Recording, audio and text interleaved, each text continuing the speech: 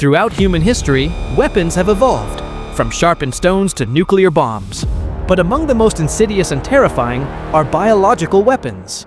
Unlike conventional or even chemical warfare, biological weapons harness the power of nature itself, diseases, viruses, bacteria, to kill silently, invisibly, and indiscriminately.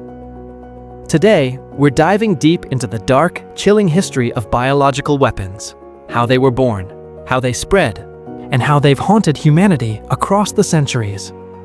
The story begins thousands of years ago. As far back as 600 BC, the Assyrians were reportedly poisoning enemy wells with a deadly fungus called rye ergot, known to cause hallucinations and death. During the Roman Empire, dead animals were thrown into the water supplies of besieged cities. It was a crude form of biological warfare, but effective. Diseases were unleashed without warning, causing panic and death without the need for direct confrontation. In the 14th century, one of the deadliest pandemics in human history, the Black Death, swept across Europe, killing tens of millions. But what few realize is that it may have been weaponized. During the Siege of Kaffa in 1346, Mongol forces reportedly catapulted plague-infected corpses over the walls of the besieged city, an act many historians consider one of the earliest recorded uses of biological warfare on a large scale. The resulting outbreak of plague didn't just destroy armies, it spread uncontrollably, creating a pandemic that would change the course of human history. Fast forward to the 18th century. In colonial North America, British forces during Pontiac's rebellion were accused of giving smallpox-infected blankets to Native American tribes. Letters between British officers confirmed that the idea was considered. Whether it was carried out or not remains debated, but the implications were horrifying. Disease as a tool of genocide, disguised as aid or peace. But it was during the 20th century that biological weapons truly became institutionalized. In World War I, while chemical weapons dominated the battlefield, biological weapons remained mostly in the realm of experimentation. Yet, by World War II, that had changed dramatically. Secret research programs were underway in the United States, the United Kingdom, the Soviet Union, and most notoriously, Japan. Japan's Unit 731 is one of the darkest chapters in biological warfare. Operating under the command of General Shiro Ishii, this covert research unit conducted horrific human experiments in the name of science and warfare. Prisoners, mostly Chinese civilians, were deliberately infected with anthrax, cholera, bubonic plague, and other deadly pathogens.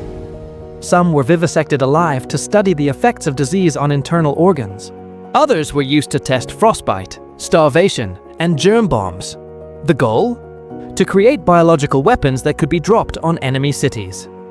Despite the monstrous crimes committed by Unit 731, many of its scientists were never tried for war crimes. Instead, after Japan's surrender, they were granted immunity by the US in exchange for their data obtained through unimaginable suffering. In the United States, biological warfare research began in earnest in the 1940s with the creation of Fort Detrick in Maryland.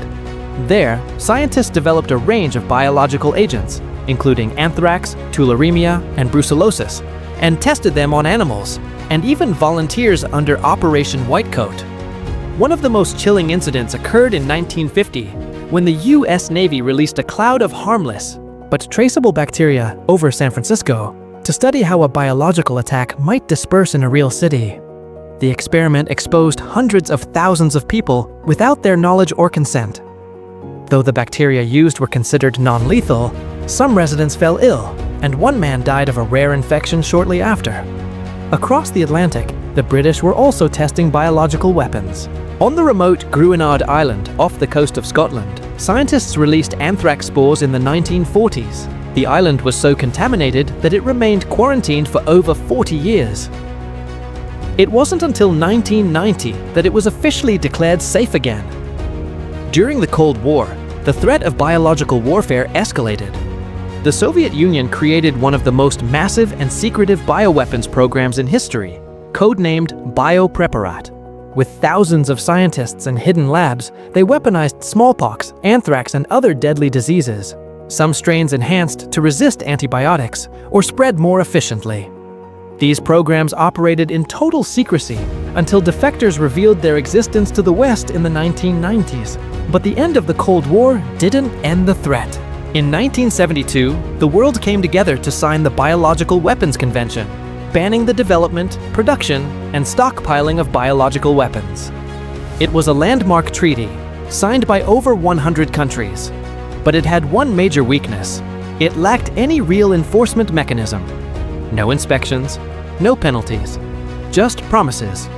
And promises, as history has shown, are easily broken. In 2001, the specter of biological warfare returned to the United States in the form of anthrax-laced letters.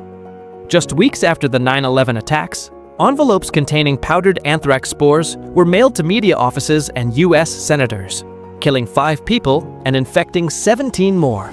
The attack sparked nationwide panic, prompting evacuations, mail decontamination procedures, and massive government investigations. Though eventually traced to a lone scientist at a US Army lab, the incident proved just how easy and devastating a small-scale biological attack could be. Today, the threat of biological weapons looms larger than ever. With advances in genetic engineering, synthetic biology, and biotechnology, it's now possible to create pathogens in a lab that nature never intended.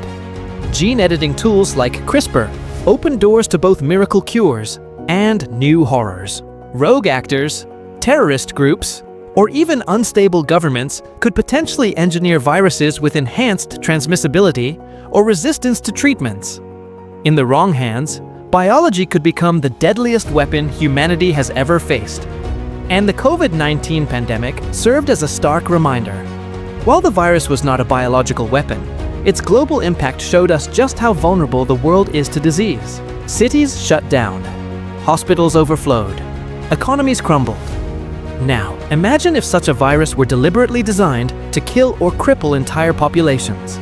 The consequences would be catastrophic. Biological weapons don't explode. They don't leave craters or burn buildings, but they kill slowly, silently, and often invisibly. And unlike bombs or bullets, they can continue to kill long after they're released, spreading across borders, infecting the innocent, and mutating beyond control. The dark history of biological weapons isn't just a tale of past horrors. It's a warning, a reminder that the greatest dangers sometimes come not from what we can see, but from what we can't.